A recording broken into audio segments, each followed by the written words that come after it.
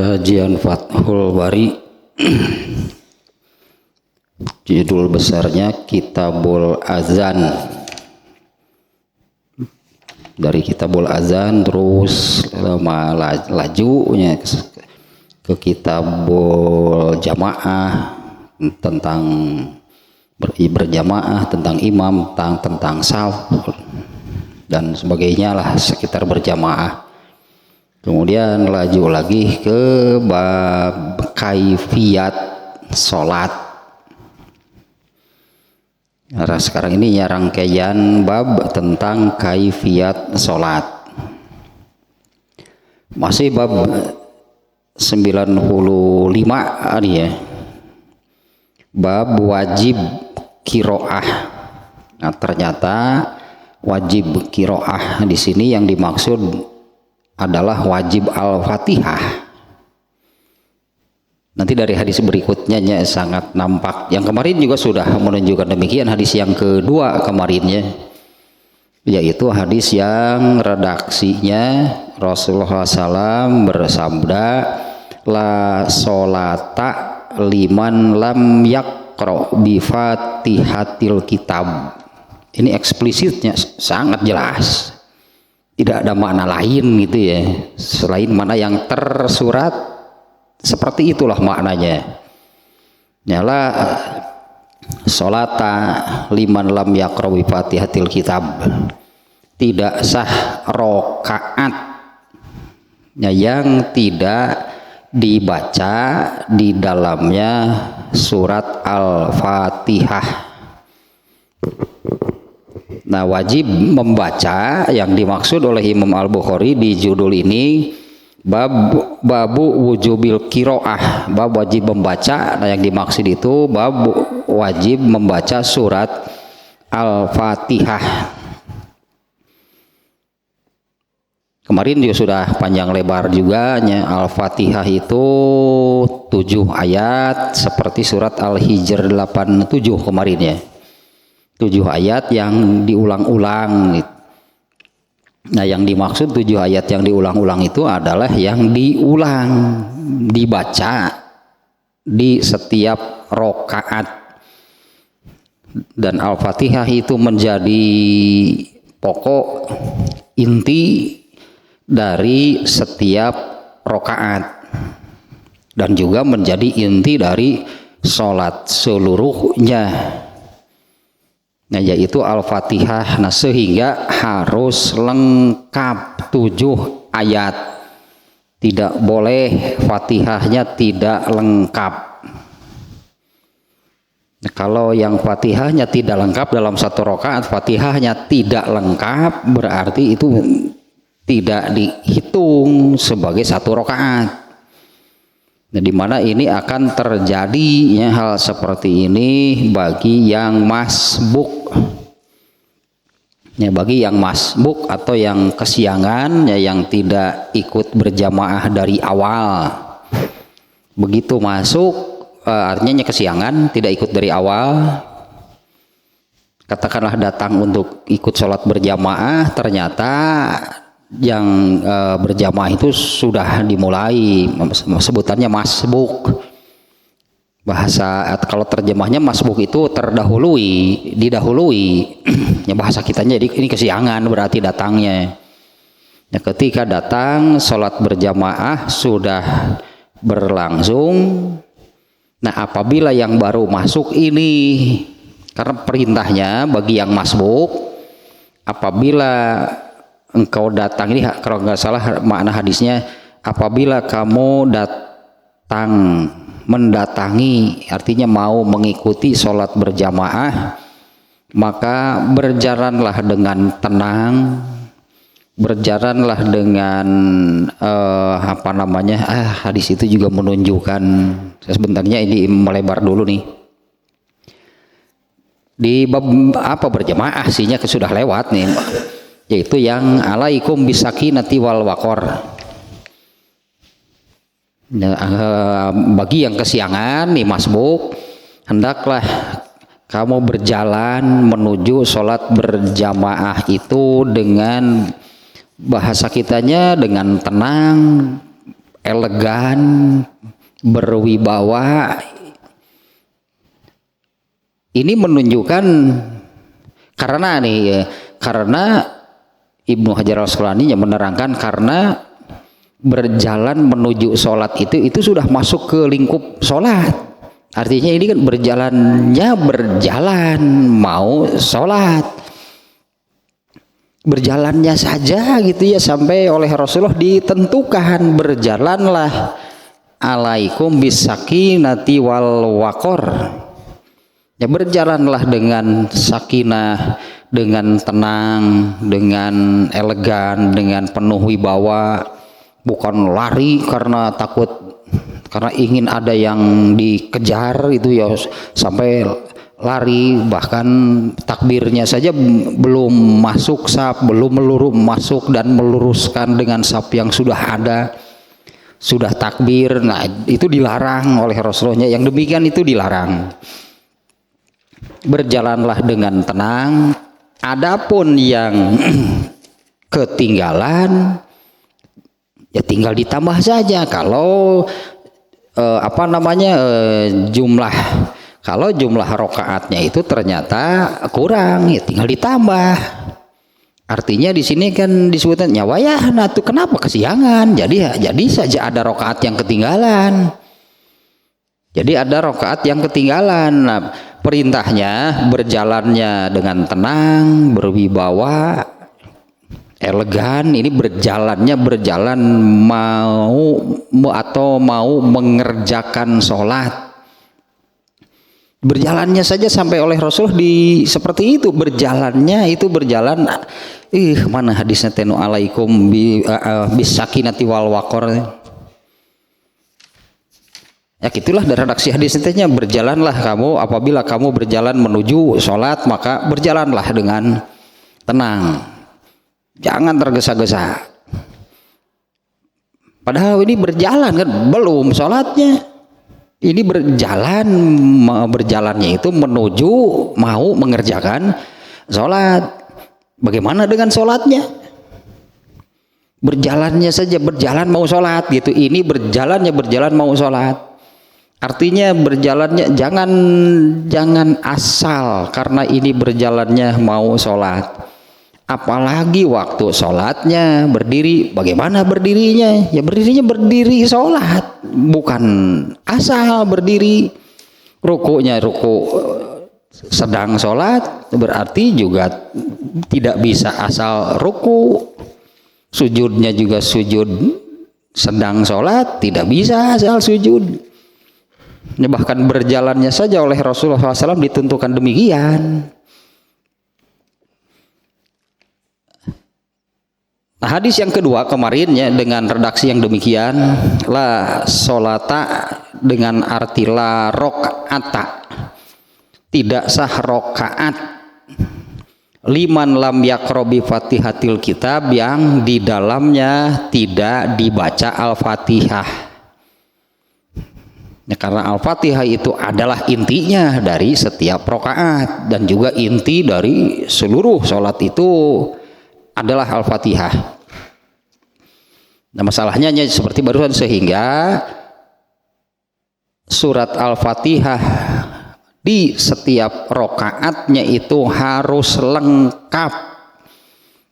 7 ayat yang diulang-ulang ya, seperti yang Allah firmankan di surat Al-Hijr ayat 87, harus lengkap. Apabila tidak lengkap maka tidak dihitung sebagai rakaat, karena justru intinya yang kurang. Ya, kalau tidak lengkap Fatihahnya berarti ini jangan dihitung satu rakaat, karena justru ini intinya yang kurang, intinya yang tidak lengkap.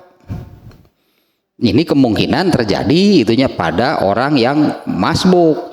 Apabila masuk memulai sholat, ternyata dia di rakaat yang dia masuki itu Fatihahnya tidak lengkap, apalagi kalau tidak kebagian Fatihah, maka jangan dihitung satu rakaat. Tapi perintah Rasulullah SAW ya, bagi yang masbuk itu pokoknya langsung masuk ke dalam jamaah dan ikuti posisi apapun imam saat itu. Begitu masuk imam sedang ruku, langsung berarti ikut ruku. Begitu masuk ternyata dalam posisi imamnya sedang duduk tahiyat awal misalnya, masuk langsung ikuti tahiyat awal. Nah, perintahnya demikian ya, jadi jangan menunggu berdiri saja di saf. Imamnya sedang tahiyat awal, masuk ke dalam saf, berdiri saja tidak memulai sholat. Nanti imamnya selesai tahiyat awal, kemudian bangkit masuk ke rakaat ketiga, baru ikut. Perintahnya kalau masbuk itu, masuklah ke dalam saf dan langsung ikuti dalam posisi apapun imam saat orang itu masuk gitu ya, saat kita masuk gitu kalau masbuk. Nah sekarang ini hadis yang ketiga nih. Dan 4 lah itu. Kalau hadis keempat sebetulnya ini semacam ringkasan atau redaksi pendek dari hadis nomor 1. Kalau hadis nomor 1 yaitu hadis yang menerangkan orang-orang Kufah mengadukan Sa'ad bin Abi Waqqas kepada Amirul Mukminin Umar bin Khattab. Mereka menuduh, memfitnah, memunculkan kebohongan gitu ya tentang Sa'ad bin Abi Waqqas, sampai dilaporkan, diadukan urusan sholatnya. Setelah diklarifikasi, ternyata nggak ada masalah. Bahkan Umar bin Khattab mengutus beberapa orang untuk datang ke Kufah dan tanyakan kepada mereka, kepada penduduk Kufah, bagaimana ini masalah sebenarnya. Ternyata orang Kufah mengatakan gak ada masalah, artinya ya tidak ada masalah, apalagi urusan sholatnya. Nah, itu di hadis yang keempat gitu ya, di bab ini ternyata hadis yang nomor 1 tapi hanya dimuat secara ringkas. Nah sekarang hadis yang ketiga dulu nih, redaksinya cukup panjangnya, jadi kita langsung terjemah per kalimat per koma gitulah ya. An Abi Hurairah radhiyallahu anhu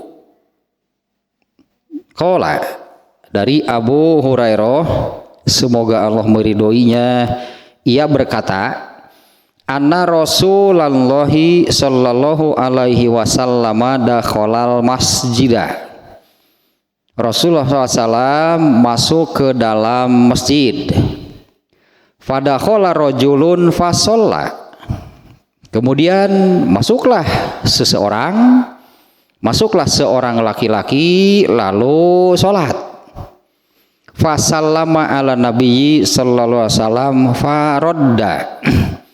Setelah selesai sholat, orang itu kemudian mengucapkan salam kepada Nabi sallallahu alaihi wasallam dan beliau menjawabnya. Waqala, nah, setelah menjawab salam, kemudian Rasulullah SAW bersabda kepada orang tersebut, irji fasolli fa innaka lam tusolli. Kalimat ini nih nanti yang harus digarisbawahi ini ya. Ini sabda Rasulullah kepada orang tadi. Kembalilah kamu, kemudian sholat lagi. Fa innaka lam tusolli, sesungguhnya kamu itu tidak sholat. Ini terjemahnya saja dulu ya, lanjutannya nih kemudian. Faroja'a yusolli kama sholla. Lalu orang itu memenuhi perintah Nabi ya. Lalu orang itu kembali ke tempat sholatnya, lalu sholat seperti cara sholat yang dilakukan sebelumnya. Fasallama ala nabiyyi sallallahu alaihi wa summa jaa fasallama ala nabiyyi sallallahu. Setelah mengulangi sholatnya, orang itu mendatangi Nabi SAW, kemudian mengucapkan salam kepada Nabi SAW. Faqala, kemudian Nabi bersabda lagi kepada orang tersebut, irji fa innaka fasolli, kembalilah kamu, kerjakan lagi sholatnya. Fa innaka lam tusolli, sesungguhnya kamu itu tidak sholat. Dan itu berlangsung sebanyak 3 kali. Rasulullah 3 kali memerintah mengulangi. Dan orang itu melakukan, berarti orang itu sholatnya jadi 4 kali. Yang pertama sholat yang ketika dia baru masuk, kemudian sholat. Kemudian oleh Rasulullah ulangi. Nah ulangi sampai 3 kali Rasulullah memerintahkan orang itu mengulangi sholatnya. Nah setelah 3 kali mengulangi, ya berarti sholatnya jadi 4 kalinya orang ini. Sholat yang sama nih ya. Setelah mengulangi yang ketiga kali, orang itu berkata, wallazi ba'asaka bil haq ma uhsinu ghairahu. Demi yang telah mengutusmu dengan al-haq, dengan membawa kebenaran. Ma'uh sinu goerohu, aku tidak bisa sholat yang lebih bagus dari yang tadi. Ya, aku tidak bisa sholat lebih baik, lebih bagus dari sholat yang tadi. Fa'alimni, kalau begitu ajarilah aku sholat. Nah, orang tadi malah memintanya, kemudian ajarilah aku sholat. Faqala, kemudian Rasulullah bersabda, Iza kumta ila sholati fakabbir summakro ma tayassaro ma'aka minal Qur'an. Jika kamu berdiri sholat, maka takbirlah, kemudian bacalah. Nah ini dari hadis ini nanti bab ininya nih, babnya kata-kata ini summakro, bacalah. Kalau terjemah harfiahnya ma tayassaro ma'aka minal Qur'an, apa yang mudah bagi kamu dari Al-Qur'an. Kemudian bacalah apa yang mudah bagi kamu dari Al-Qur'an. Sumarka hatta tatma'inna roki'an, kemudian rukulah hingga tatma'inna roki'an, tumaninah, bahasa itu juga sudah kita kenalnya, tumaninah. Kemudian rukulah sampai rukunya itu tumaninah gitu, kamu ruku. Kemudian rukulah dengan ruku yang itu kamu tumaninah gitu, dengan posisi rukunya. Itu yang tadi saya katakan, berjalannya saja Rasulullah memerintahkan alaikum bisakinati wal waqor. Berjalanlah dengan tenang, berwibawa, elegan, karena ini berjalan mau sholat. Apalagi ini rukunya, ini sudah jelas-jelas ada di dalam sholat. Ya, kemudian rukulah hingga kamu itu benar-benar terasa gitu ya, tumaninah gitu, dalam ruku itu terasa tumaninah. Sumarfa hatta ta'tadila qaiman, kemudian bangkitlah dari ruku hingga benar-benar berdiri tegak. Ini yang disebut dengan berdiri i'tidal. Ya, posisi berdiri setelah bangkit dari ruku, yang namanya berdiri i'tidal. Sumasjud hatta tatma'inna sajidan, kemudian sujudlah hingga terasa gitu ya, sujud kamu itu tumaninah. Sumarfa hatta tatma'inna jalisan, kemudian bangkitlah hingga kamu duduk dan terasa gitunya duduk dengan tumaninah. Waf'al zalika fi sholatika kulliha, ini batasan rokaat. Kemudian lakukanlah hal itu di sholat seluruhnya. Satu rokaatnya sekian, itu batasan satu rokaat teh. Nah kita lihat nih ya hadis ini. Ada beberapa poin nih dari hadis ininya yang menerangkan kejadian demikian. Ada orang yang masuk ke dalam masjid kemudian sholat. Jadi kejadiannya kan kita gambarkan seperti ini. Ada orang yang masuk ke dalam masjid, kemudian orang itu mengerjakan sholat. Ternyata kan oleh Rasulullah SAW diperhatikan. Yang ternyata selama orang itu sholat oleh Rasulullah itu diperhatikan. Dari awal sampai akhir katakanlah diperhatikan itu oleh Rasulullah SAW.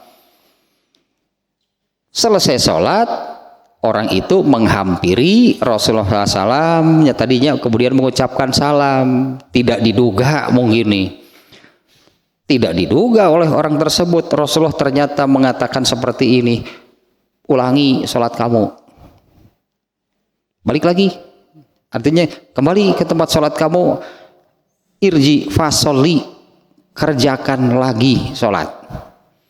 Fa innaka, nah ini kata-kata ini Rasulullah nih yang menyabdakan fa innaka lam tusolli, artinya padahal orang itu kan sudah selesai mengerjakan sholat, karena orang ini kan menghampiri Rasulullah SAW kemudian mengucapkan salam kan setelah selesai sholat. Padahal orang ini kan sudah mengerjakan sholat sampai selesai. Inilah yang dikatakan oleh Rasulullah atas sholat orang tersebut. Fa innaka lam tusolli. Rasulullah memerintah ulangi. Ada apa dengan sholat sebelumnya? Itunya, ada apa dengan sholat sebelumnya? Mengapa Rasulullah memerintah ulangi? Karena fa innaka lam tusolli berarti dengan cara sholat seperti yang dilakukan sebelumnya, kamu sama dengan tidak sholat. Kalau sholat itu sudah sah, sudah benar, teranggap, Rasulullah tidak akan memerintah untuk mengulangi. Ya, karena sholat wajib lah gitunya, karena sholat wajib atau sholat manapun itu tuntutannya hanya satu kali dikerjakan. Artinya tidak bolehnya kalau ada orang yang misalnya mengerjakan satu sholat karena masih ingin mengerjakan sekali lagi. Ini yang kedua ini tidak boleh dikerjakan, sholat itu tuntutannya hanya dikerjakan satu kali. Sementara Rasulullah di sini memerintahkan ulangi. Mengapa beliau memerintahkan mengulangi? Alasannya jelas. Fa innaka lam tusolli, sesungguhnya kamu itu tidak sholat. Artinya kan maknanya orang itu sudah selesai mengerjakan sholat, tapi menurut penilaian Rasulullah SAW dengan cara sholat yang dikerjakannya itu sama dengan tidak sholat. Dan orang ini kan kemudian kembali seperti yang diperintahkan oleh Rasulullah SAW, kembali ke tempat sholatnya dan mengerjakan sholat lagi, sholat yang sama. 2 kali berarti sekarang nih sholat mengulangi. Yang mengulangi berarti ini sholat yang kedua bagi orang tadi. Ternyata tetap sama, diperhatikan lagi oleh Rasulullah SAW bagaimana cara orang ini mengerjakan sholat. Setelah selesai orang ini menghampiri Nabi, mengucapkan salam, ternyata Nabi masih mengatakan hal yang sama. Kembali lagi, ulangi, sholat lagi. Irji fasoli, kembalilah kamu sholat lagi. Fa innaka lam tusolli, alasannya masih sama. Dengan cara sholat seperti itu kamu sama dengan tidak sholat. Balik lagi, sholat lagi. Ternyata tetap cek Nabi itu, Nabi aduh sholatnya. Balik lagi. Orang itu balik lagi, kerjakan lagi, ternyata masih sama. Setelah 3 kali mengulangi, akhirnya orang ini kan menyerah. Dia kemudian orang itu mengatakan, wallazi ba'asaka bil haq, demi yang telah mengutusmu membawa al-haqnya, membawa kebenaran yang hakiki, kebenaran yang sesungguhnya. Ma'uh sinu goerohu, aku tidak bisa sholat lebih baik dari itu. Ini dikenal dengan orang yang disebutnya al-musi'u sholatahu. Hadis ini dikenalnya dengan hadis tentang gitu, al-musi'u sholatahu, orang yang jelek sholatnya, orang yang buruk sholatnya. Ya pantas, padahal kalau dari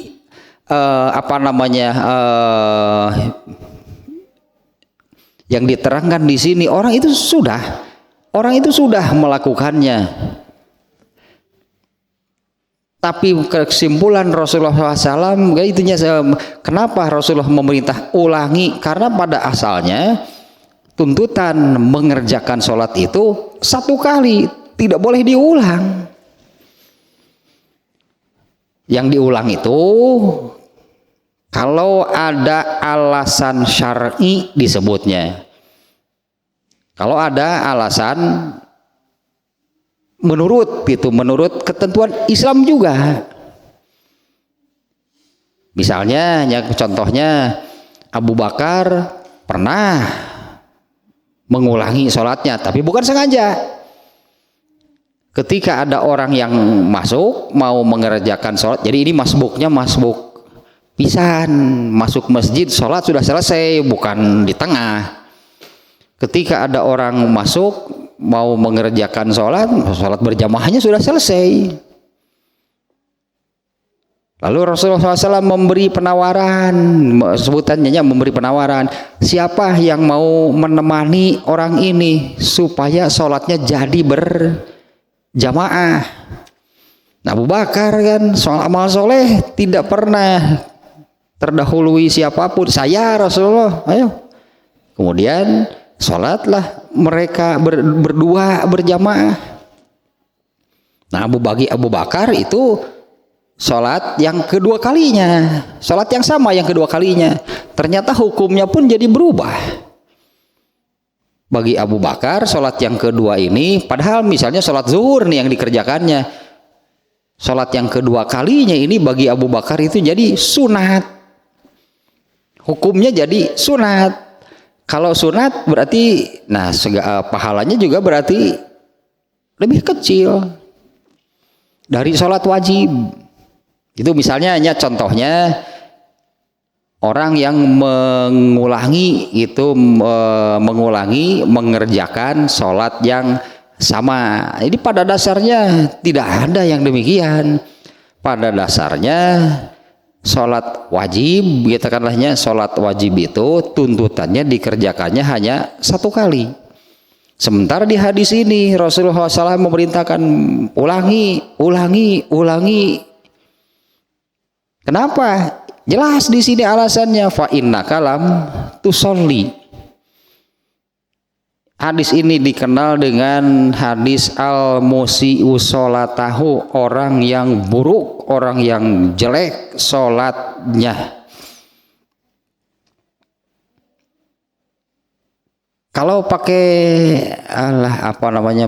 kalau pakai CCTV kalau pakai CCTV gitu, begitu selesai sholat lihat lagi CCTV-nya.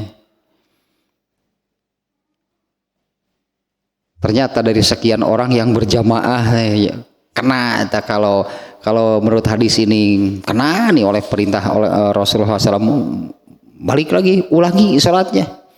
Karena dengan sholat seperti itu sama dengan tidak sholat. Ini alasannya nih ya, fa innaka lam tusolli. Kembali nih ke awal sebelum kita masuk rangkaian kaifiat ini kan, ini hadis bab-babnya kan rangkaiannya tentang kaifiat sholat berjamaah, dimulai dari takbir kan, kemudian tentang angkat tangan, doa iftitah. Ini sekarang bab bacaan. Nah, sebelumnya yang saya ingat, sebelum kita memulai masuk ke dalam rangkaian bab-bab tentang kaifiat berjamaah, saya memberi mukadimah,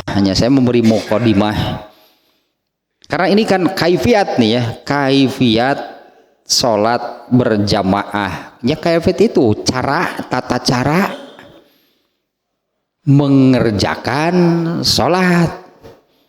Nah, di mana tentang hal ini, katakanlah nih ya, satu hal, meskipun bukan hanya tentang ini sabda Rasulullah SAW, yaitu yang shollu kama ra'aitumuni usolli. Ini sangat mengikat gitu ya, hadis ini sangat mengikat. Shollu, salatlah kalian kama ra'aitumuni usolli, sebagaimana kalian tahu bagaimana caranya aku mengerjakan sholat. Perintah di situ kan, solu, kerjakan atau sholatlah, ini perintah nih. Tapi mau perintah sholatlah, kemudian diikat, itu ya, diikat nih oleh kata-kata berikutnya, sholatlah kalian sebagaimana. Nah ini yang sangat mengikat. Sholatlah kalian artinya kerjakanlah sholat itu sebagaimana kalian tahu bagaimana caranya aku mengerjakan sholat tersebut. Kalau ini diambil mafhum mukhalafah namanya, kalau dalam ilmu usul fikih mah ini perintah. Mafhum mukhalafah itu adalah kebalikan. Kalau kebalikan dari perintah berarti larangan. Dari perintah yang seperti ini, mafhum mukhalafah yang muncul apa gitu ya, dari perintah sholat tuntutan, mengerjakan sholat itu seperti itulahnya, seperti yang dikerjakan oleh Rasulullah SAW. Nah maka mafhum mukhalafah yang munculnya itu jangan, berarti kan melarangnya. Kalau ini kan perintah, kebalikan dari perintah adalah larangan. Nah pemahaman mafhum mukhalafah, pemahaman sebaliknya dari perintah tersebut adalah karena di dalam perintah ini bukan hanya sekedar mengerjakan, tapi mengerjakannya itu seperti sholat yang dikerjakan oleh Rasulullah SAW. Berarti mafhum mukhalafah yang munculnya adalah jangan sekali-kali berbeda. Jangan sekali-kali beda gitu dengan sholat yang dikerjakan oleh Rasulullah SAW. Ini buktinya gitu yang ada di hadis ini. Bagaimana orang ini mengerjakan sholat? Padahal orang ini kan sudah mengerjakan sholat sampai selesai. Ternyata kan Rasulullah memperhatikan bagaimana orang itu mengerjakan sholat. Kesimpulannya, ulangi sholat kamu. Ini kesimpulan Rasulullah dari sholat yang beliau lihat. Ulangi sholat kamu. Karena dengan sholat seperti itu berartinya, karena dengan sholat yang tadi kamu lakukan, fa innaka lam tusolli, kamu itu sama dengan tidak sholat. Makanya diperintah mengerjakan oleh Rasulullah. Karena yang sebelumnya meskipun sudah dikerjakan tapi sama dengan tidak sah berarti.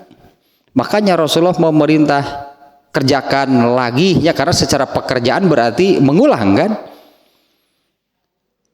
Benar, ini sholat yang dikerjakan ini yang kedua kalinya, tapi ini tetap dianggap yang pertama karena yang sebelumnya itu sama dengan tidak sah, dianggap tidak ada. Ternyata setelah orang ini mengulangi yang kedua kalinya, setelah selesai hasilnya tetap sama kerjakan, berarti orang ini sama dengan belum lah gitunya, sama dengan tidak atau sama saja dengan tidak atau belum sholat kalau begitu. Makanya Rasulullah memerintahkan untuk kerjakan, seolah-olah orang ini belum mengerjakan. Ulangi sholat kamu, ulangi sholat kamu. Ini pelajarannya ya, artinya nih ya, kalau dengan tuntutan yang tadinya solu kama ra'aitumuni usolli, ya sholatlah kalian sebagaimana kalian tahu bagaimana caranya aku mengerjakan sholat. Nah mafhum mukhalafahnya di situ yang muncul dari perintah yang demikian adalah jangan sekali-kali berbeda. Ya yang namanya kaifiat sholat itu kan pekerjaannya gitu kan, dimana pekerjaan sholat itu mulainya adalah takbir, dan pekerjaan terakhir dari rangkaian amalan di dalam sholat itu adalah salam. Ini yang namanya sholat, mulainya takbir mengucapkan Allahu Akbar dan terakhir adalah salam. Nah ini di semua amalan di dalamnya ini terikat oleh perintah yang tadi. Jangan ada yang beda. Ya, jangan ada yang beda nih dari takbir sampai salamnya. Takbirnya gak boleh beda. Kemudian rangkaian berikutnya yang ada di dalam sholat, angkat tangannya gak boleh beda. Bacaannya gak boleh beda, rukunya gak boleh beda, dan terus ya sampai rangkaian terakhir gitu dari rangkaian amalan kaifiat sholat, yaitu salam, itu juga tidak boleh berbeda. Dan hadis yang tadi yang solu kama ro'aitumuni usolli, demikiannya redaksi hadisnya. Tambahanlah sedikitnya juga, ini juga mau mengulang. Kama ro'aitumuni usolli, ini mungkin kalau yang belajar nahwu shorof tahu sih, ini yang belajar nahwu shorof. Ro'a itu artinya melihat, sehingga hadis ini sering diartikan sholatlah kalian sebagaimana kalian melihat aku sholat. Kalau diartikan demikian, kalau diartikan demikian berarti kita ini nggak kena oleh tuntutan itu. Kalau kita kapan melihat Nabi sholat? Kalau kita lihat di kamus gitunya, ro'a artinya melihat. Padahal ro'a dengan arti melihat itu kalau objek atau maf'ul bihnya satu. Kalau maf'ul bihnya atau objeknya dua, ro'a itu maknanya adalah ilmu. Berarti tuntutan Rasulullah itu kena kepada siapapun, baik tahu cara sholat Rasulullah itu dengan melihat langsung, para sahabat berarti. Kalau para sahabat kan tahu enggak bagaimana Rasulullah mengerjakan sholat, tahu bagaimana caranya dengan melihat langsung. Nah kalau tabi'in, katakanlahnya tabi'in itu orang yang tidak pernah bertemu dengan Nabi, mereka tidak pernah melihat Nabi sholat, sama seperti kita. Tapi yang tidak melihat langsung pun bisa tahu bagaimana cara Rasulullah mengerjakan sholat. Makanya hadis itu tuntutannya kepada semua umatnya. Ketika mengerjakan sholat itu harus seperti sholat yang dikerjakan oleh Rasulullah. Bagaimana bisa tahu? Kalau bagi para sahabat bahkan tahu sholat Rasulullah SAW seperti apa, mereka melihat langsung. Bahkan sering mereka berjamaah kan. Kemarin juga kan tentang ini, tentang bacaan yang sirri. Para sahabat berjamaah, Khobab mengatakan, dari mana Rasulullah itu membaca enggak? Membaca. Dari mana kamu tahu? Aku melihat janggut Nabi bergerak. Itu kan artinya jelas itu melihat imam. Nah para sahabat demikian gitu cara taunya. Bagaimana Rasulullah SAW mengerjakan sholat. Bahkan Abu Hurairah kan diantaranya. Abu Hurairah mengatakan, ini asbahukum bi sholati, kalau nggak salahnya, ini asbahukum sholatan itu bi Rasulillahi SAW. Abu Hurairah berani menyatakan demikian. Sebetulnya ini harus semua orang. Abu Hurairah mengatakan, akulah orang yang sholatnya paling persis sholat Rasulullah. Ini kan seharusnya setiap orang demikian, karena tuntutannya memang demikian dari Rasulullah.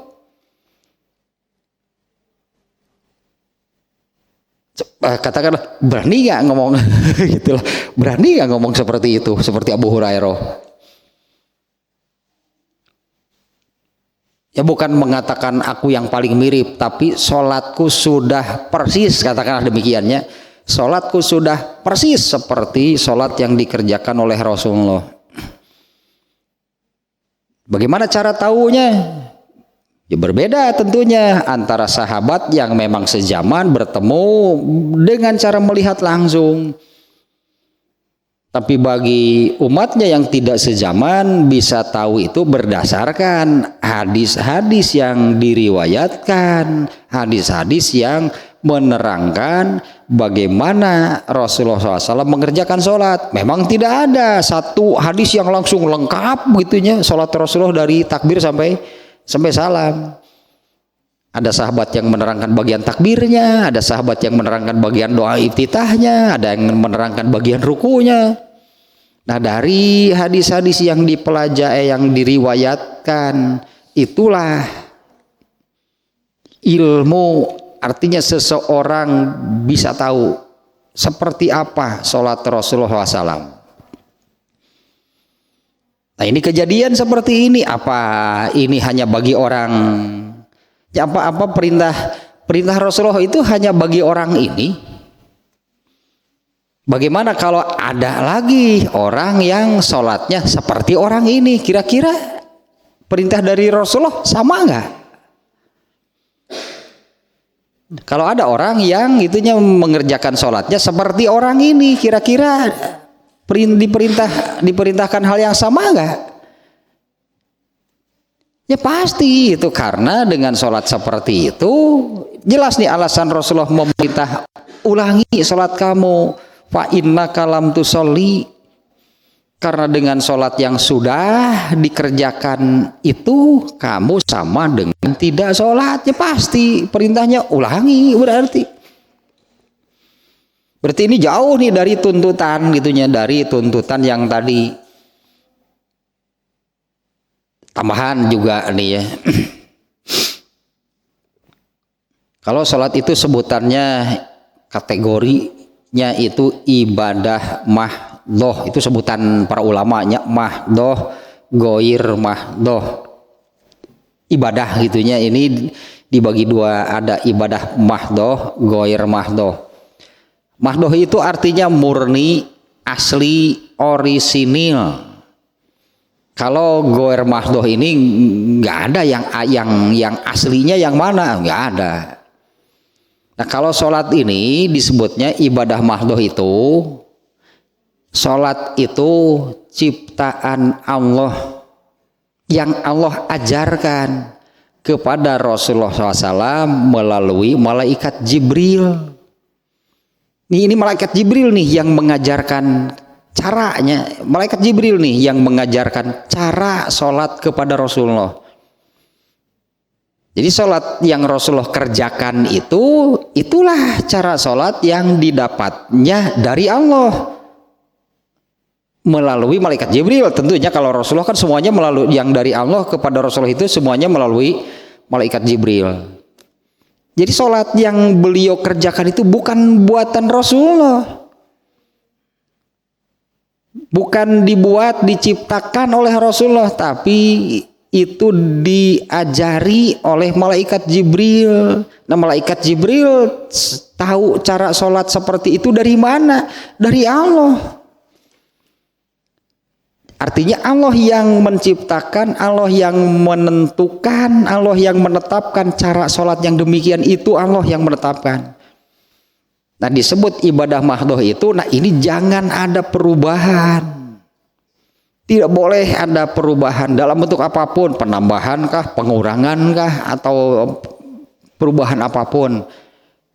Sehingga para ulama menyebutnya sholat itu ibadah mahdoh, ibadah yang harus asli, nggak boleh ada perubahan, harus asli dari Allahnya. Seperti apa? Seperti itulah dikerjakan.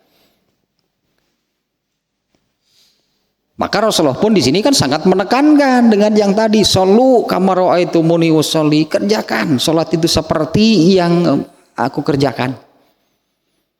Nah, di hadis yang pertama kan ketika orang-orang Kufah mengadukan Sa'ad bin Abi Waqqas kepada Amirul Mukminin, kepada Umar bin Khattab, hingga mengadukan apa nih, kita lihat lagi sedikitnya yang di hadis nomor 1. Ini kan pengaduan mereka, Sa'ad bin Abi Waqqas mengadukan Sa'ad bin Abi Waqqas itu, mereka mengatakan begini, zakaru annahu la yuhsinu yusolli. Orang Kufah mengatakan demikian nih kepada Umar bin Khattab, annahu la yuhsinu yusolli, dia itu sholatnya tidak baik, dia itu sholatnya tidak bagus. Tapi setelah diklarifikasi, ini Sa'ad bin Abi Waqqas mengatakan seperti ini, fa inni, bahkan bersumpah dulunya, amma ana wallahi, aku ini demi Allah, fa inni kuntu usolli bihim, sesungguhnya aku mengimami mereka sholata rasulillahi, sholat Rasulullah. Kemudian ditambah lagi, ma akhrimu anha, aku tidak mengubahnya sedikit pun. Ini kata-kata Sa'ad bin Abi Waqqas seperti ini, kuntu usolli bihim sholata rasulillahi sallallahu alaihi wasallam, aku mengimami mereka itu dengan sholatnya Rasulullah, artinya sholat yang seperti yang dikerjakan oleh Rasulullah. Ma akhrimu anha, aku tidak mengubahnya sedikit pun. Sesuai kan dengan ya, para sahabat pastilah. Abu Hurairah mengatakan demikian tadi, bahkan sampai berani gitu menyatakan diri, ini asbahukum sholatan bi Rasulillahi SAW, akulah orang yang sholatnya paling mirip dengan sholat Rasulullah SAW. Ternyata kan kalau asal nih, berarti asal mengerjakan, hanya mengerjakan, ini dari Rasulullahnya seperti ini, ulangi, karena dengan sholat seperti itu sama dengan tidak sholat. Kerjakan lagi, ulangi, jangan-jangan kalau Rasulullah masih ada lalu kita sholat, diperhatikan oleh Rasulullah, kira-kira Rasulullah ngomong apa? Sama nggak kira-kira yang diperintahkan oleh Rasulullah kepada kita nih ya? Kalau sholat kita itu seperti sholatnya orang ini. Justru kan bagi kita ini kan berdasarkan hadis, bukan langsung dari Rasulullah.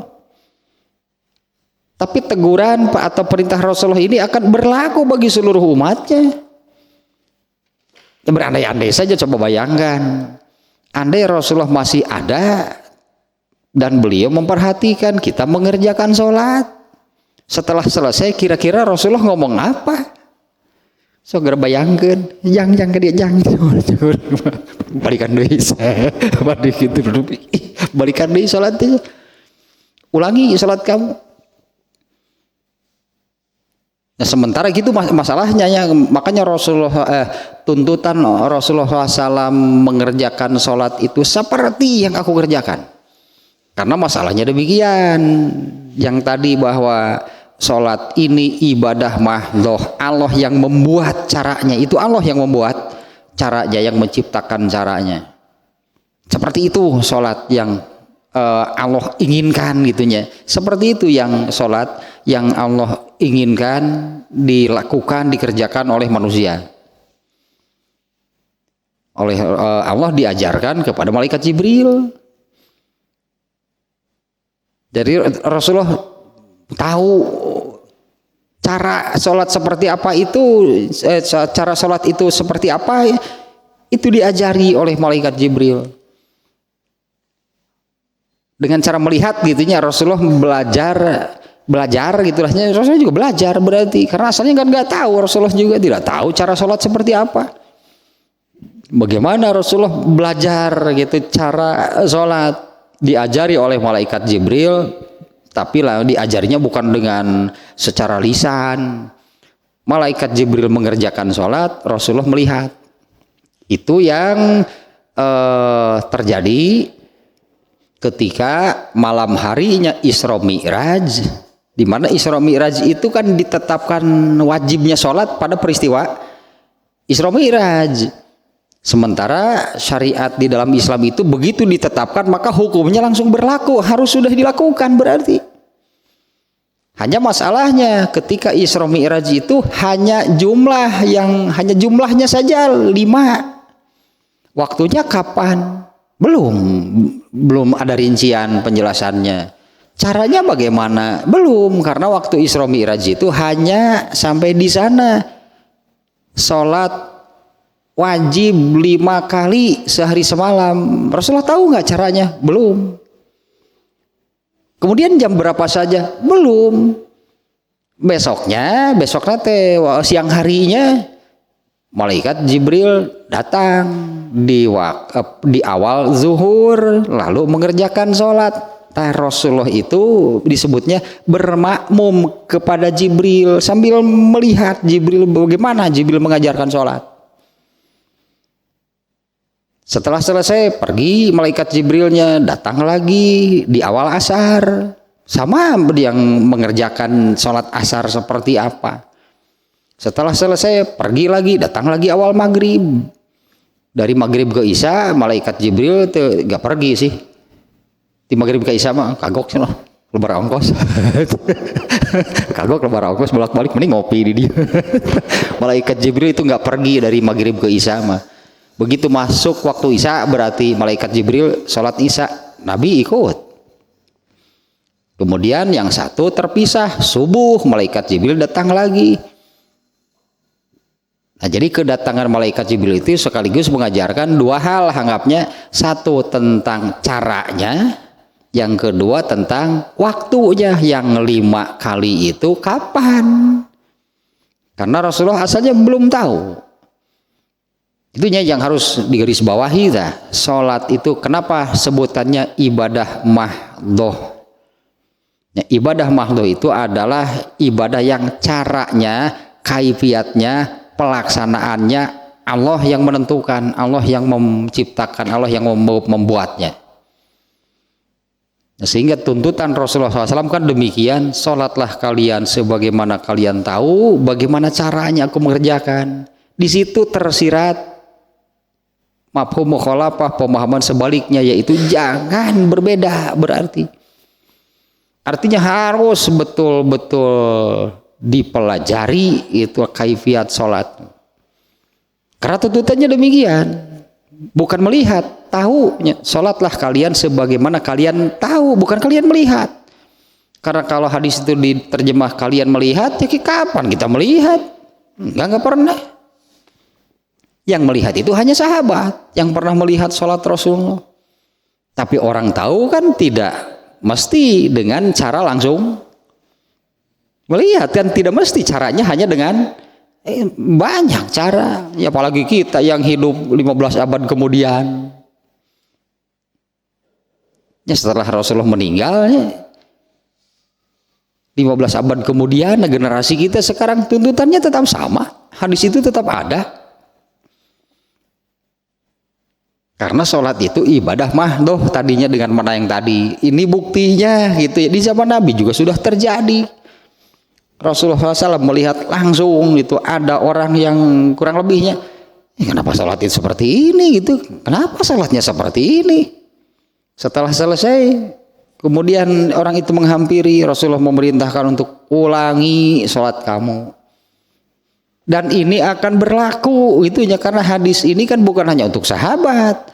Hadis ini berlaku untuk semua orang. Siapapun berarti kapanpun, dimanapun andai mengerjakan sholatnya seperti orang yang dilihat oleh Rasulullah, perintah Rasulullah pasti kena. Ulangi sholat kamu. Karena dengan sholat seperti itu, fa inna kalam tusolli, kamu sama dengan tidak sholat.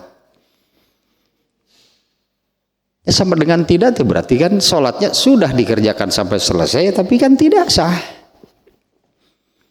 Tidak sah itu dianggap tidak ada. Kalau tidak diulangi dianggap tidak mengerjakan sholat. Iya meureun wailun lil musholin, kan sholatnya sudah dikerjakan tapi bukan tidak sholat kan.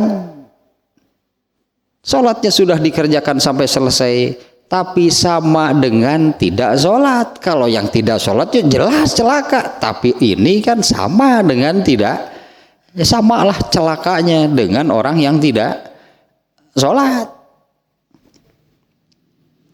Nukumahan masal berarti ya, orang yang sholatnya asal, sholatnya tidak memenuhi tuntutan tadi, ya tidak memenuhi mengerjakan sholat itu seperti sholat yang dikerjakan oleh Rasulullah. Satu Abu Hurairah tadinya yang mengatakan demikian. Nah, satu lagi ini Sa'ad bin Abi Waqqas juga mengatakan demikian. Aku mengimami mereka itu dengan sholat Rasulullah, tidak aku ubah sedikit pun. Pastilah para sahabatnya. Ya pasti para sahabat demikian. Tapi apa yang ada di hadis ini bukan hanya berlaku bagi sahabat. Ini berlaku bagi siapapun yang oleh para ulama tadinya. Hadis ini dikenal dengan sebutan al-musi'u sholatahu, orang yang jelek, orang yang buruk sholatnya. Nah, adapun yang berkaitan dengan babnya, karena ini kan sekarang bab wajib membaca gitu sebetulnya kan. Wajib membaca dalam wajib membaca di sini dengan makna yang khusus, yaitu membaca Al-Fatihah. Apalagi kalau kita melihat ini rangkaian babnya, rangkaian bab Imam Bukhari ini.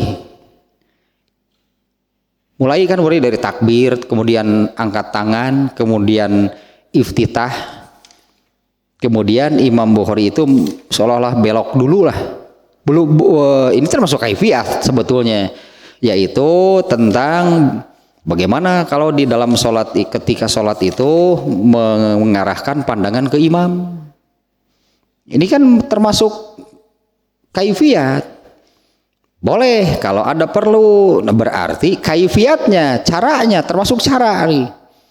Kemana semestinya orang yang sholat itu mengarahkan pandangannya, ini termasuk kaifiyat.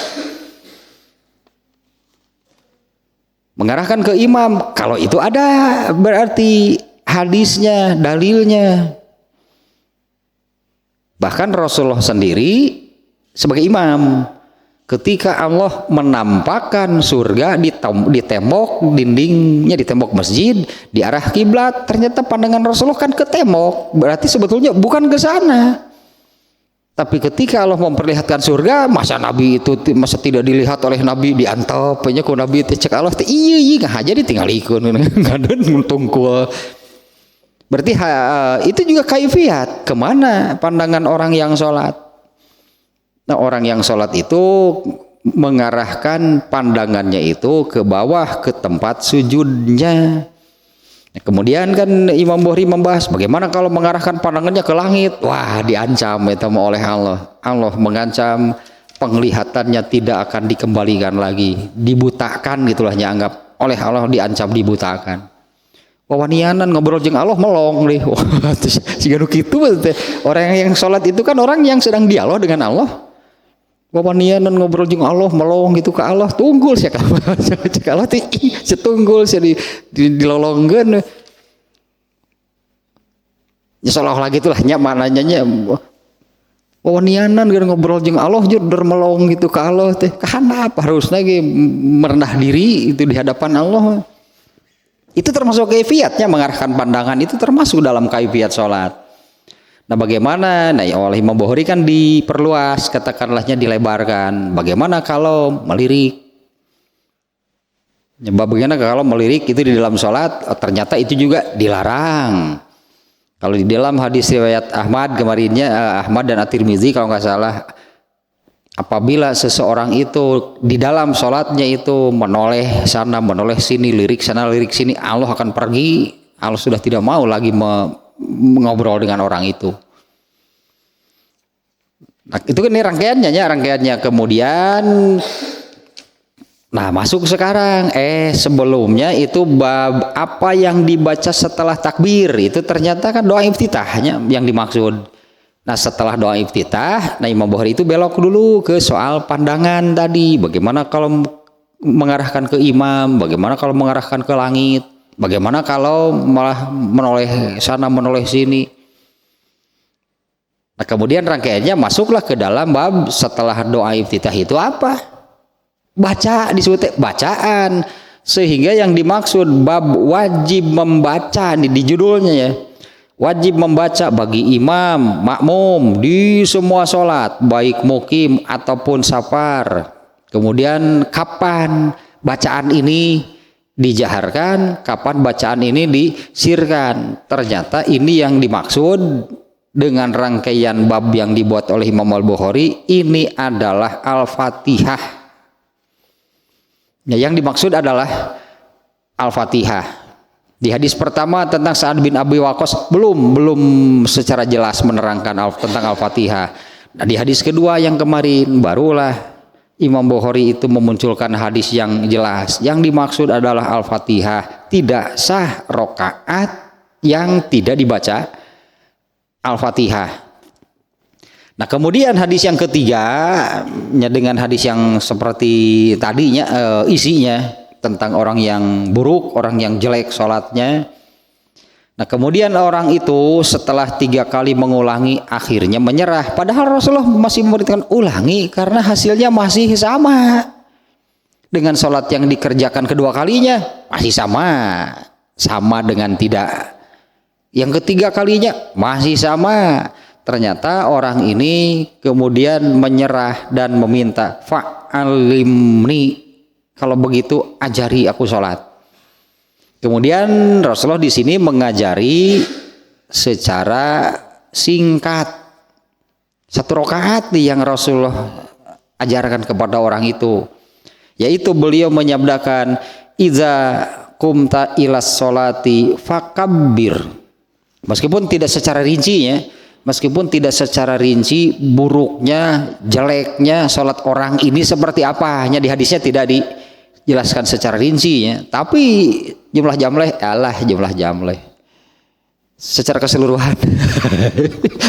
Tapi secara keseluruhan menurut penilaian Rasulullah SAW parah gitulah, orang ini sholatnya parah sama dengan tidak.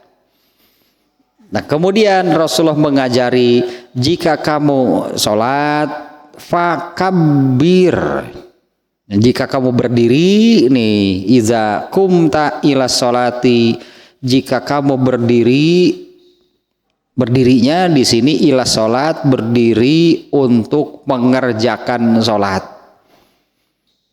Memang tuntutannya demikian ya, sholat itu sholli qaiman, sholatlah sambil berdiri. Fa in lam tastati faqaidan, jika tidak mampu sambil berdiri maka sholatlah sambil duduk.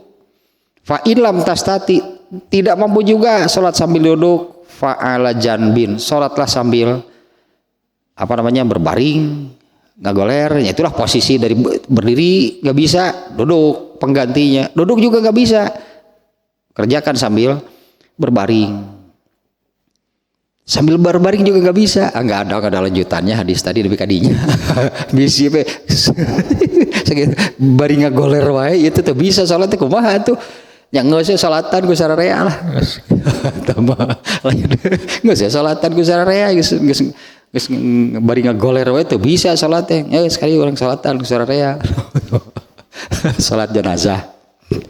Di salatan ku sararea atau salat jenazah.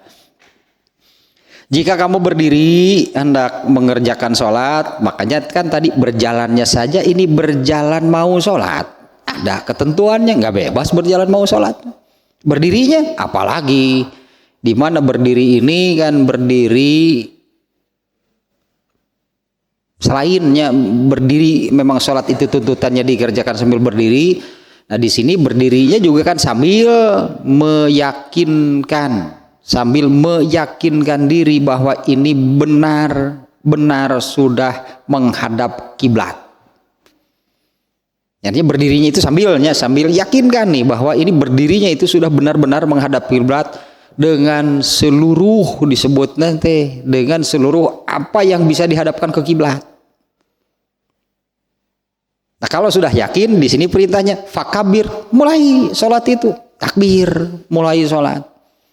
Kemudian summakro ma tayassaro ma'aka minal Qur'an. Nah, ini yang dimaksud dengan kemudian setelah itu bacalah Al-Fatihah nih yang dimaksud. Karena itu adalah inti dari setiap rakaat. Di hadis ini redaksinya gitunya Rasulullah menggunakan kata-kata summakro, kemudian bacalah ma tayassaro ma'aka minal Qur'an. Kalau terjemah harfiahnya, bacalah apa yang mudah bagi kamu dari Al-Quran itu. Ini yang dimaksud adalah surat Al-Fatihah. Di mana dengan kata-kata seperti ini surat Al-Fatihah itu sudah Allah mudahkan sedemikian rupa.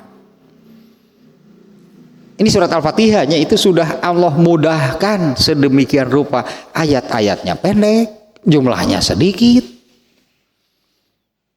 Artinya kalau siapapun orang yang mau mempelajari surat Al-Fatihah sehingga seseorang itu bisa gitunya membaca Al-Fatihah dalam arti membaca seperti membaca dalam sholat, bukan sambil baca tulisan, bukan. Hafal mungkinnya, hafal kemudian bisa membacanya. Al-Fatihah ini sudah Allah mudahkan. Yang mudahkan itu ayat-ayatnya pendek, jumlahnya sedikit. Mudah bagi siapapun itu Al-Fatihah. Coba kalau inti dari setiap rakaat itu adalah Al-Baqarah, nyerah semuanya. Aku udah Al-Baqarah, kumaha tuh bacaan lagi hese. Hafalnya juga susah karena jumlah ayatnya banyak. Ini Al-Fatihah ini benar-benar sudah Allah mudahkan dari pilihan kata-katanya, Itu kata-kata yang Allah mudahkan. Ini makna sumakro ma tayassara ma'aka minal Qur'an. Kalau orang mau mempelajari, mau menghafal surat Al-Fatihah, pasti mudah. Karena itunya yang Allah tetapkan itu Al-Fatihah itu sebagai bacaan pokok, bacaan inti dari setiap rakaat. Pasti Allah mudahkan, gak akan Allah persulit. Nah, setelah takbir ini di hadis ini Rasulullah kemudian jika kamu berdiri hendak sholat, sholat, fakabir, takbirlah, summa qra ma tayassara ma'aka minal Qur'an. Itu yang dimaksud adalah kemudian baca Fatihah. Setelah itu summarka hatta tatma'inna raki'an. Itu kemudian ruku'lah hingga tumaninahnya. Artinya harus rasakan, harus sampai terasa gitu. Ketika ruku itu terasa tumaninah. Tapi kan akan terasa tumaninah gitu ya. Akan terasa tumaninah itu kalau mengerjakan atau berposisi rukunya itu seperti seperti ruku yang dikerjakan oleh Rasulullah. Di antaranya hadis-hadis yang menerangkan tentang ruku nih ya, tentang bagaimana ruku. Terutama yang paling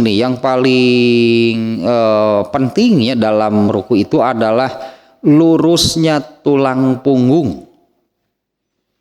Artinya kan tidak hanya sekedar membungkukkan badan,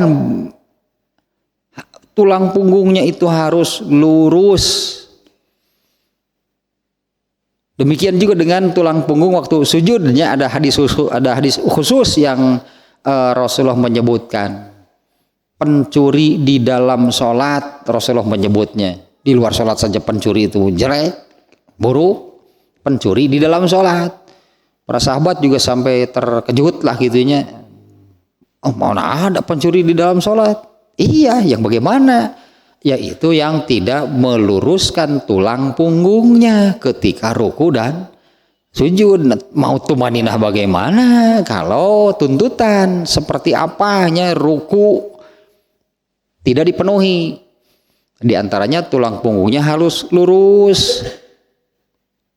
Kemudian kepalanya juga ikut lurus dari tulang punggung. Jadi tidak mendongak, tidak menunduk, lurus dengan tulang punggungnya. Itu di antaranya.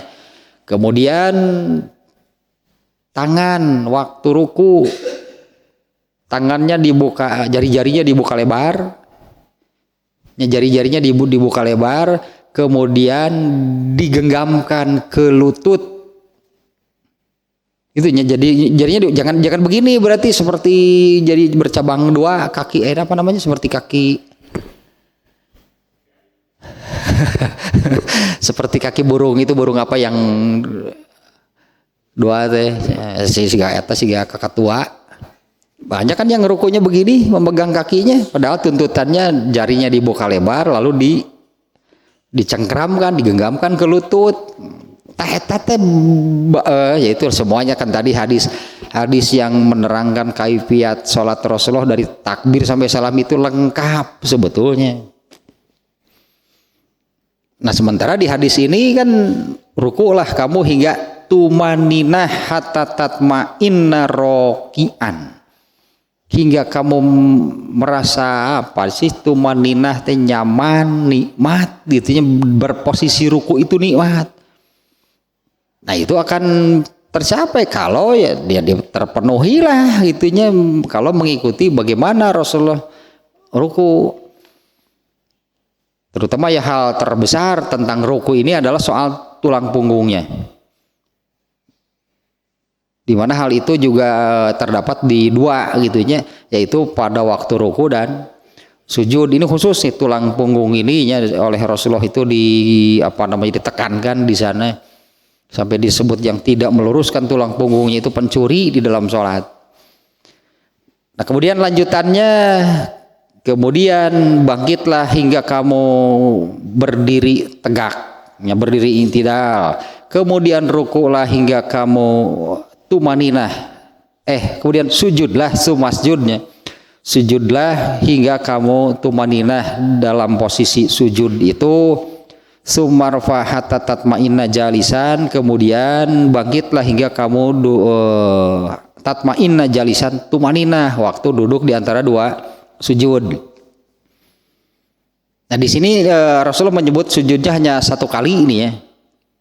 Padahal di setiap rakaat itu kan sujud itu 2 kali, di antara 2 sujud itu terselang oleh duduk. Nah sebutannya ini duduk di antara 2 sujud. Nah setelah selesai sujud yang kedua, sampai di situ yang namanya 1 rakaat.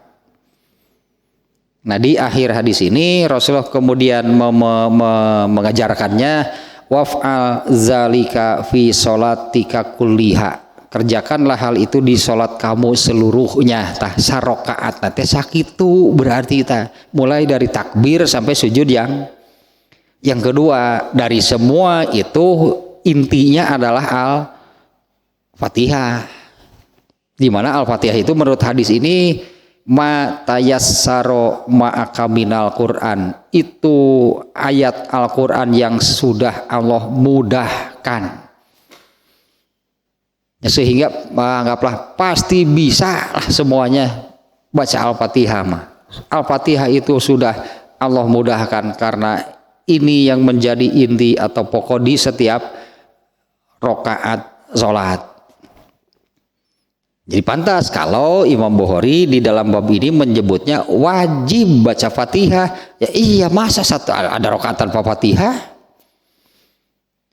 Nah, wajibnya itu bagi siapa? Bagi imam, bagi makmum, bagi yang sholat sendirian, bagi laki-laki, perempuan. Pokoknya di setiap sholat itu wajib membaca Al-Fatihah. Kemudian terbagi 2, ada yang dibaca kapan dibaca jahar dan kapan dibaca sir. Al-Fatihah saja yang pokoknya dulunya, kapan Al-Fatihah itu dibaca jahar, kapan dibaca sir.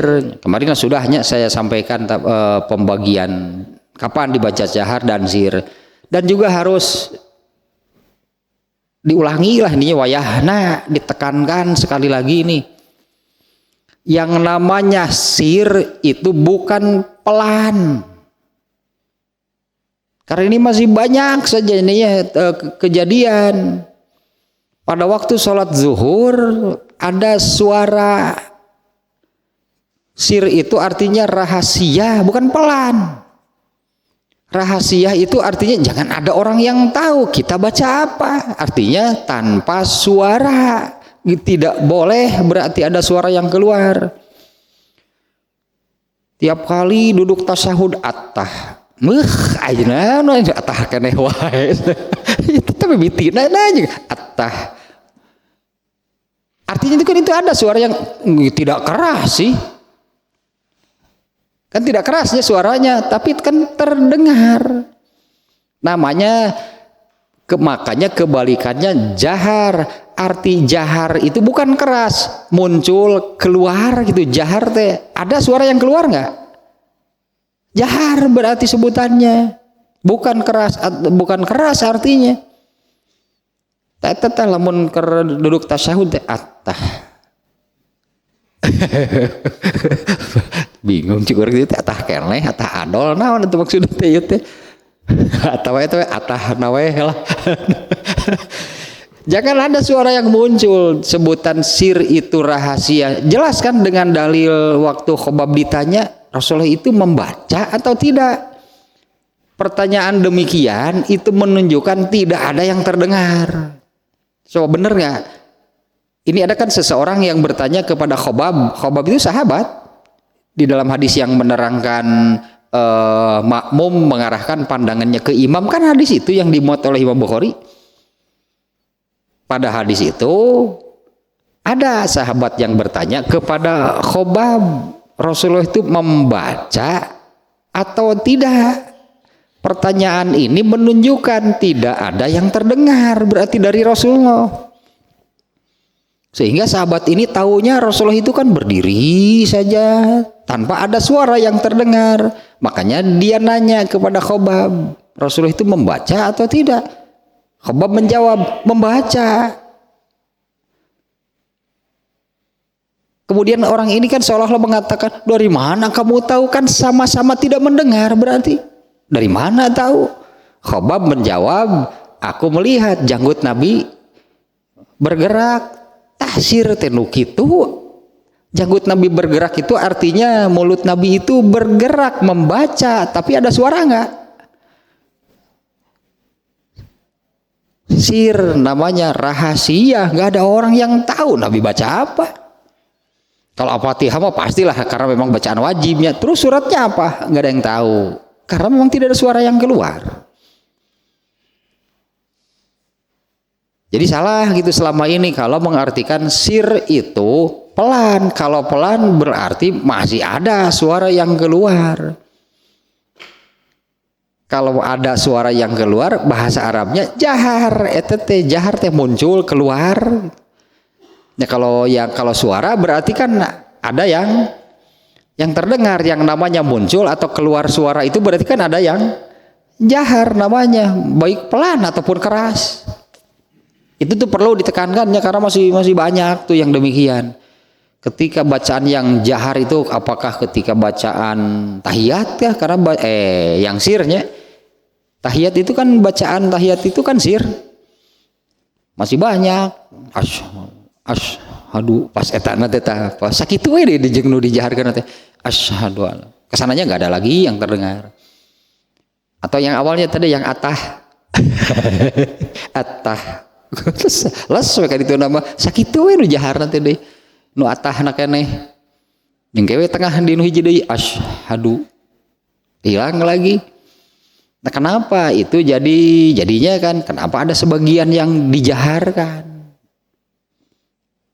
padahal ketentuannya gitunya kan disebut mahdoh tidak boleh berbeda ya, padahal ketentuan kapan bacaan jahar kapan bacaan sir itu juga Allah berarti yang menetapkan, bukan Nabi.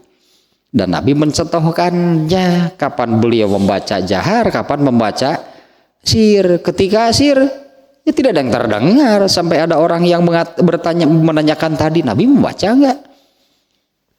Baca. Dari mana tahu? Aku melihat janggut Nabi bergerak. Itu dalilnya bacaan sir itu yang demikian. Sahabat saya enggak mendengar apa-apa padahal Nabi membaca. Yang tahu dan bisa meyakinkan gitu Nabi membaca itu bukan karena ada suara yang terdengar, tapi mengarahkan pandangannya ke Nabi dan ternyata melihat janggut Nabi bergerak, itu indikasi membaca, tapi tidak ada suara yang terdengar. Ya, total hanya perlu ditekankan nih hal tersebut karena kalau ketika sholat zuhur imamnya tidak ada yang terdengar nih seperti Nabi kan tidak ada suara yang terdengar, malah makmumnya di belakang yang jadi imam kudu ngadengkeun imam. malah jadi imam yang harus mendengar suara makmum. Tasalah hitanya hadis yang keempat ya, ada 4 hadisnya di sini. Hadis yang keempat ini saya lihat ini ringkasan lah. dari hadis yang pertama. Artinya isinya masih sama, nggak ada perbedaan. Imam Bukhari-nya memasukkan hadis yang keempat dari bab ini, ternyata ini isinya ringkasan atau versi pendek gitulahnya dari hadis nomor 1, diantaranya yang ini nih, kata-kata yang kuntu usolli bihim sholata Rasulillahi SAW. Aku sholat mengimami mereka sholat Rasulullah SAW. Sholat asyiyi, yaitu sholat isya. Hanya ada tambahan ini nih, yaitu sholat isya. Kalau nggak salah di sini juga ada nih sholat isya. Iya tuh, usolli sholat al isya'i. Aku mengimami mereka sholat isya.